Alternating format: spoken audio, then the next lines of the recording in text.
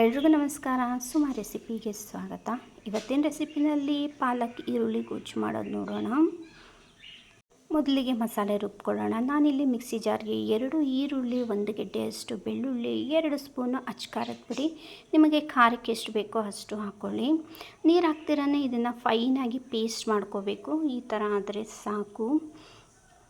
ಈ ಒಂದು ರೆಸಿಪಿಗೆ ಈರುಳ್ಳಿನೇ ಮೇನು. ನಾನಿಲ್ಲಿ ಕಡಾಯಿ ಇಟ್ಕೊಂಡಿದ್ದೀನಿ. 2 ಸ್ಪೂನಷ್ಟು ಎಣ್ಣೆ ಬಿಸಿ ಆಗಿದೆ. ಸ್ವಲ್ಪ ಸಾಸಿವೆ, 1 ಸ್ಪೂನಷ್ಟು ಜೀರಿಗೆ, 1 ಗೆಡ್ಡೆ ಬೆಳ್ಳುಳ್ಳಿ, 2 ಗೆಡ್ಡೆಯಷ್ಟು ನಾನು ಈರುಳ್ಳಿ ಹಾಕ್ಕೊತಾ ಇದ್ದೀನಿ.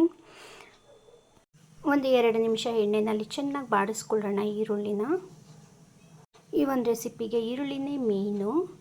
ರುಬ್ಬೋಕ್ಕಾದ್ರೂ ಜಾಸ್ತಿ ಹಾಕ್ಕೊಳ್ಳಿ ಅಥವಾ ಫ್ರೈ ಮಾಡ್ಕೊಳ್ಳೋಕ್ಕಾದ್ರೂ ಜಾಸ್ತಿ ಹಾಕ್ಕೋಬೋದು. 1 ಟೊಮೆಟೊ, ಸ್ವಲ್ಪ ಅರಿಶಿನ, 1 ಸ್ಪೂನಷ್ಟು ಧನಿಯಾ ಪುಡಿ, ರುಚಿಗೆ ತಕ್ಕಷ್ಟು ಉಪ್ಪು ಹಾಕಿ ಟೊಮೆಟೊ 1-2 ನಿಮಿಷ ಬಾಡಿಸ್ಕೊಳ್ಳೋಣ. ಯಾಕೆಂದರೆ ಸ್ಮೂತಾಗಾದರೆ ಚೆನ್ನಾಗಿರುತ್ತೆ. ನಾನಿಲ್ಲಿ 1 ಕಟ್ಟಷ್ಟು ಪಾಲಕ್ ಹಾಕ್ಕೊತಾ ಇದ್ದೀನಿ. ನೀವು ನೋಡ್ಕೊಳ್ಳಿ, ನಿಮಗೆ ಎಷ್ಟು ಬೇಕೋ ಅಷ್ಟು ಹಾಕ್ಕೊಳ್ಳಿ. ಇದು ಮಾಡ್ಕೊಳ್ಳೋದ್ರಿಂದ ಒಂದು 4 ಜನಕ್ಕೆ ಆಗ್ಬೋದು ಅನಿಸುತ್ತೆ. ಅನ್ನಕ್ಕೆ ಕಲಿಸ್ಕೊಂಡು ತಿನ್ನೋಕ್ಕಂತೂ ತುಂಬ ರುಚಿಯಾಗಿರುತ್ತೆ. ನೋಡಿ, ನಾನು 1 ಕಟ್ಟು ಹಾಕ್ಕೊಂಡಿದ್ರೆ ಒಂದು ಸ್ವಲ್ಪನೇ ಆಗಿದೆ.